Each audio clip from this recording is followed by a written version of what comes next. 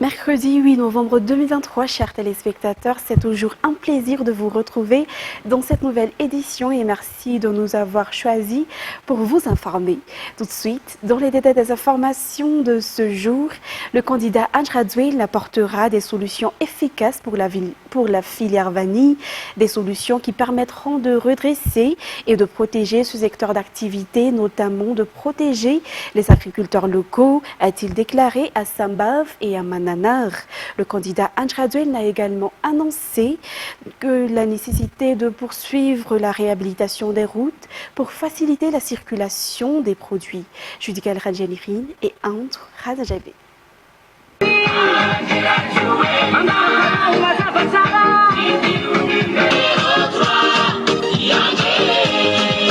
Des solutions ont été déjà apportées pour redresser la filière vanille au cours de ces 5 dernières années.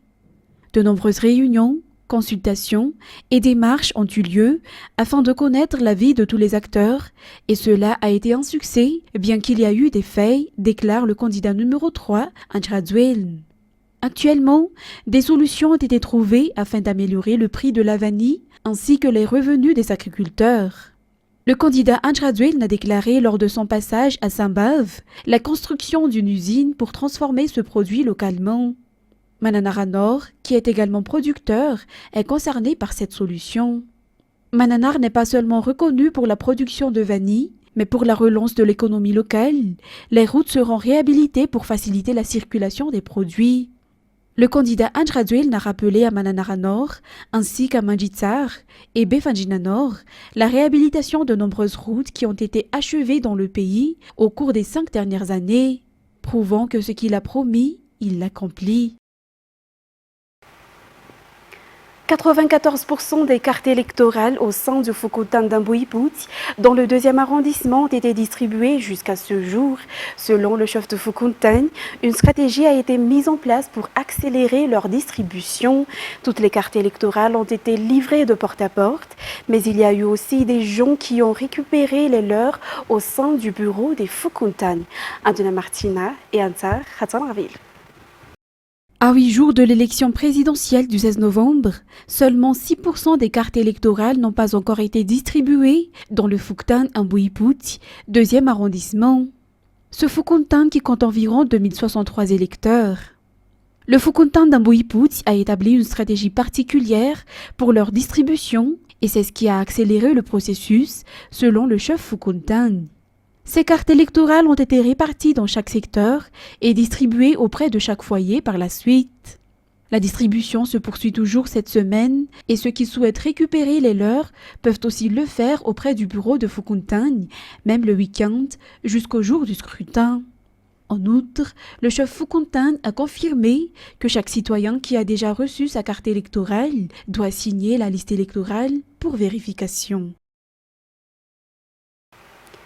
À 8 jours de l'élection présidentielle, les citoyens se disent prêts à accomplir leur devoir, notamment de voter le jour du scrutin le 16 novembre. Voter est un droit et un devoir fondamental pour un citoyen selon leur déclaration et il est très important pour connaître le véritable choix du peuple et pour déterminer l'avenir du pays. Reportage sur les images de Sech Radjianasi. La population n'attend plus que le jour du 16 novembre pour exprimer son choix et accomplir son devoir de citoyen. Ils se disent prêts à voter le jour du scrutin, l'élection qui est le seul moyen de connaître le véritable choix du peuple pour que nous continuions à avancer vers le développement. La majorité des citoyens ont reçu leur carte électeur 8 jours avant le jour du scrutin. De plus, l'élection présidentielle représente l'un des piliers fondamentaux de la démocratie, offrant aux citoyens la possibilité de façonner l'avenir de leur nation par le biais du vote selon les informations. Ces citoyens considèrent le vote comme un devoir, une manière de contribuer à la prise de décision collective. L'idée que chaque voix compte et peut faire la différence les motive également à se rendre aux urnes, conscients de leur rôle dans la construction de l'avenir du pays. Ensuite, les citoyens qui ont des problèmes oculaires se serviront d'un carton à braille lors du jour de scrutin le 16 novembre, selon l'annonce faite par la CENI aujourd'hui. Il s'agit d'un outil spécial qui sera utilisé pour la première fois lors de cette élection. Ce carton à braille a été fabriqué à Madagascar et selon les informations, ils ne seront utilisés que dans les chefs-lieux de chaque district. Page fait divers pour continuer. Le bureau de Foucontin d'Amboudmit, dans le 6e arrondissement, a été victime d'un incendie hier dans la nuit. Un bidon d'essence a explosé, mais heureusement que le feu a été maîtrisé à temps et ne s'est pas propagé. Les responsables craignent qu'il s'agisse d'une manœuvre politique. Les détails avec Fanjesen Mireille sur les images de Yves Janel. La nuit, vers environ minuit, l'escalier menant au bureau de Fouctan d'Amboudmit, dans le 6e arrondissement, a pris feu. Quelqu'un a volontairement mis feu sur un bidon rempli d'essence. Les voisins se sont donné la main pour maîtriser rapidement le feu, explique le chef de quartier, Ratsimbazaf Anim à la latine. Il y a 13 278 habitants dans ce Fouctan, dont 6 300 électeurs. La majorité a reçu leur carte électorale. Toutefois, il reste environ 7% appartenant à ceux qui ont déménagé. Le député élu dans cette localité, Maxime Rakoutarmanen, craint qu'il s'agit d'une manœuvre politique, car c'est la deuxième fois qu'on a tenté de mettre feu dans cet arrondissement, dont la première était le quartier général du candidat numéro 3. La vigilance devrait être renforcée, a-t-il soutenu. Il appelle toutefois la population au calme à 8 jours de l'élection. L'aéroport international de Madagascar a accueilli 16 nouveaux pompiers d'aéroport aujourd'hui. Vu que Madagascar dispose plusieurs aéroports internationaux, il est indispensable d'augmenter le nombre de pompiers d'aéroport. De plus, les compagnies aériennes exigent le respect des normes matérielles et humaines des secours en cas d'incident. C'est Sylvain Essich, Andianabu.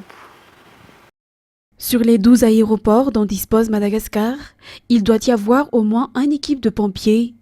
Madagascar a toujours respecté cette norme internationale selon les informations.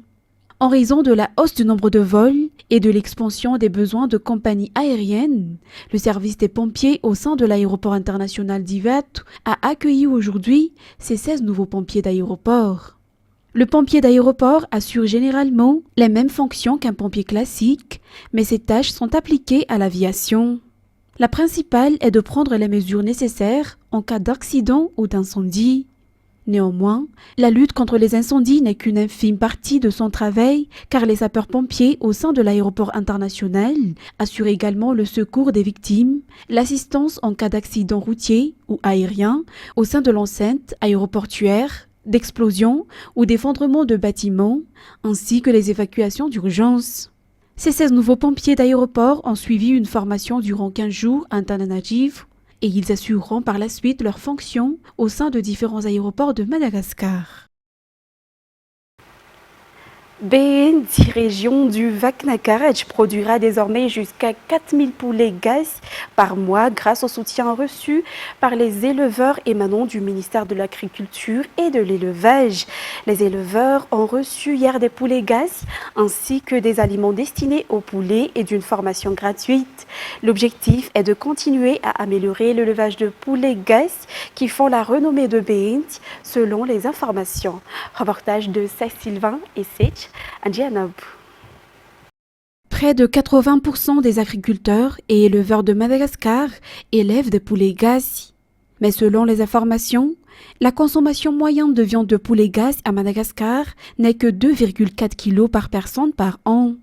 De ce fait, l'élevage de ce produit doit être amélioré et augmenté, et c'est notamment la raison pour laquelle le projet Poulet Gaz a été lancé à Behind, ce qui a permis de distribuer des poulets aux éleveurs. En effet, pour stimuler le secteur, 600 poulets labellisés Poulet Gaz ont été distribués auprès de 82 éleveurs accompagnés de divers matériels, équipements et supports pour faciliter le cycle d'élevage et le pérenniser. 2 tonnes d'aliments destinés aux poulets y ont été également partagés. L'enjeu principal est la redynamisation et la préservation de l'élevage du poulet gaz. L'initiative devrait soutenir et renforcer la vision du ministère à augmenter la consommation de viande protéinée et d'œufs qui est actuellement en déclin pour des raisons systémiques.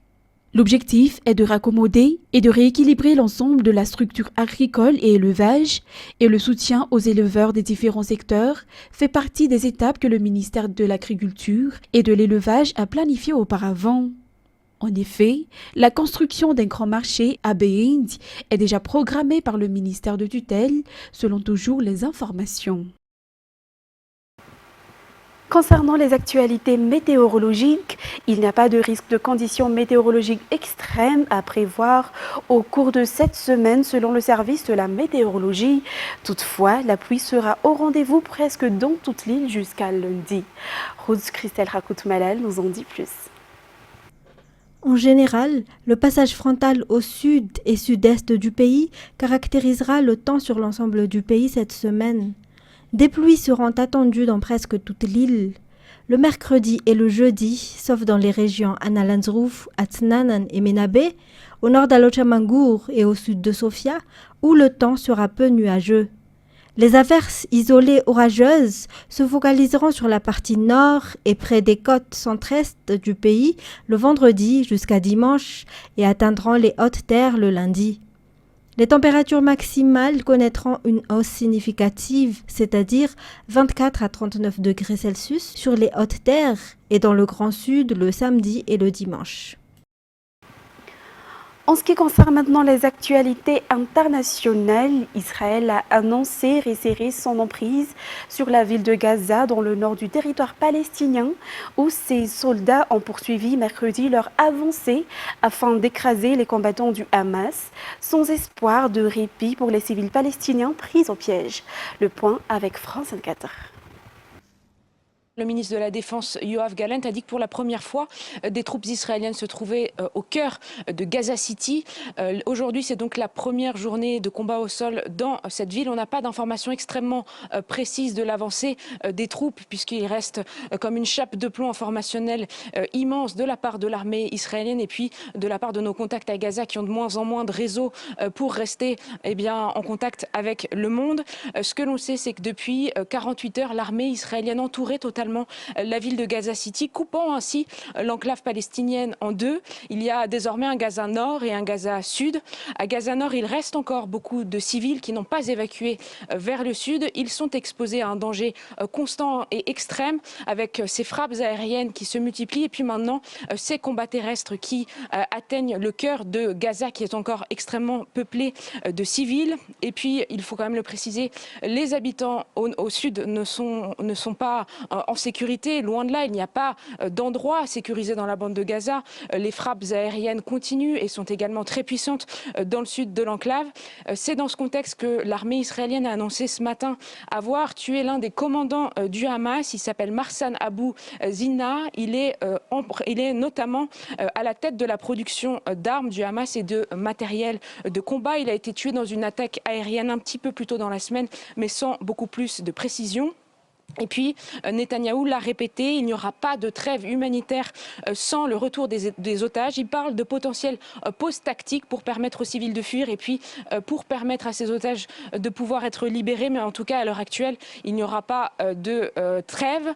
Et puis, Joe Biden l'a demandé encore une fois ce matin à Netanyahou. Il demande une pause dans les combats pour pouvoir permettre aux civils de fuir. Malgré les difficultés économiques chroniques, Cuba a toujours brillé dans le domaine de la santé, exportant des milliers de médecins et développant des vaccins de qualité, notamment lors de la crise du Covid-19.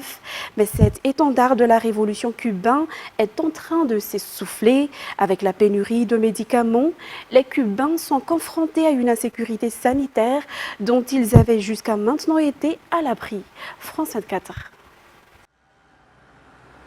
Dans le centre de la Havane, des pharmacies presque vides.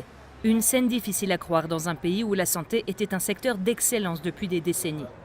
Comme Edgar, des milliers de Cubains doivent lutter quotidiennement pour trouver les médicaments dont ils ont besoin. Ça, dans une pharmacie, ça coûtait environ 40 pesos la boîte. Mais comme il n'y en a plus, je dois aller sur le marché noir et la payer 250 ou 300 pesos. Edgar souffre de diabète et d'hypertension. Tu peux aller consulter un médecin à l'hôpital. Il va te faire une ordonnance, mais tu vas aller à la pharmacie pour qu'on te donne les médicaments. Et tu ne trouveras rien. Comme beaucoup de Cubains, Edgar ne s'aventure pas encore à critiquer le gouvernement face à une caméra. Ici, si tu parles de comment sont vraiment les choses, tu vas avoir des problèmes avec la police. Pendant des décennies, Cuba a pourtant formé plus d'1 demi-million de médecins et infirmiers. En pleine pandémie de Covid-19, 30 000 d'entre eux étaient déployés en mission dans le monde entier. Malgré la crise économique, Cuba continue d'investir dans ce capital humain. L'État cubain me paye tout. Mes études, mon logement, la nourriture. C'est incroyable. Je n'ai rien à payer. Kouslen est venu de Mongolie il y a 4 ans avec 10 de ses compatriotes. Le gouvernement cubain prend intégralement en charge leurs études de médecine. La future docteure compte retourner exercer en Mongolie dès qu'elle obtiendra son diplôme. Le plus surprenant, c'est qu'au final, on ne restera pas travailler à Cuba. Le pays ne profitera pas de nous. Chacun va rentrer exercer dans son pays d'origine. À Cuba, d'après les chiffres officiels, près d'1% de la population est médecin. Mais avec des salaires mensuels de moins de $30 par mois, une partie du personnel de santé a choisi d'émigrer ou de changer de métier. L'année dernière, 240 000 Cubains, en grande majorité des jeunes, ont quitté le pays. Au Rwanda, le gouvernement lutte contre les mines illégales. Plusieurs centaines d'ouvriers sont morts ces dernières années sur des chantiers non déclarés. Kigali veut moderniser l'exploitation de ces nombreux gisements en attirant les investisseurs étrangers. Les autorités affirment que le pays possède d'importantes réserves de lithium et d'autres métaux rares utilisés dans l'électronique et de nombreuses industries. France 24. Cette mine de l'Est du Rwanda était il y a encore quelques mois une exploitation illégale. Des travailleurs revendaient la cassitérite, un minerai indispensable pour les industries métallurgiques et alimentaires. Une société locale vient d'acquérir la concession. On a stoppé de travailler dans cette direction. Ils ont détruit la mine parce que les gens qui travaillent illégalement ne considèrent pas les effets de sécurité, les normes minières. Les autorités déplorent la mort de plus de 400 mineurs dans des accidents depuis 2019. Elles ont donc décidé de régulariser les exploitations, région après région. Des sociétés professionnelles sont venues légalement et elles sont autorisées par le gouvernement. Elles ont rassemblé et organisé nos populations et les incidents que nous avions dans les sites illégaux comme des morts et des blessures et la pollution environnementale, eh bien c'est terminé. Le Rwanda mise aussi sur la modernisation de ses mines. La plus avancée, à 1 heure de la capitale, est financée en majorité par les investisseurs britanniques. En une année, leur production de tungstène, métal utilisé dans l'armement et les nouvelles technologies, a quadruplé. Tout a changé pour James, qui travaille pourtant ici depuis 16 ans. Les gens sont heureux puisque la production augmente, des machines sont livrées et même les salaires ont été multipliés par 10. Ce n'est pas facile pour moi de raconter les années passées car le travail était trop dur. Kigali espère dépasser le milliard d'euros d'exportation en 2023 et attirer de nouveaux capitaux dans le pays. Je pense qu'il y a un gros potentiel ici. Les ressources minières sont encore inexplorées. Vous savez, les gens s'intéressent au Congo, mais nous avons besoin d'amener ces investisseurs ici pour qu'ils débutent des forages d'exploration au Rwanda. Accusé par Kinshasa et l'ONU de piller les gisements congolais, le Rwanda a toujours démenti et met en avant ses propres réserves dont il estime la valeur à plus de 100 milliards d'euros. Mesdames et messieurs, c'est ainsi que prend fin cette édition. Nous vous remercions de l'avoir suivi jusqu'à son terme. Rendez-vous demain pour de nouvelles actualités. Au revoir.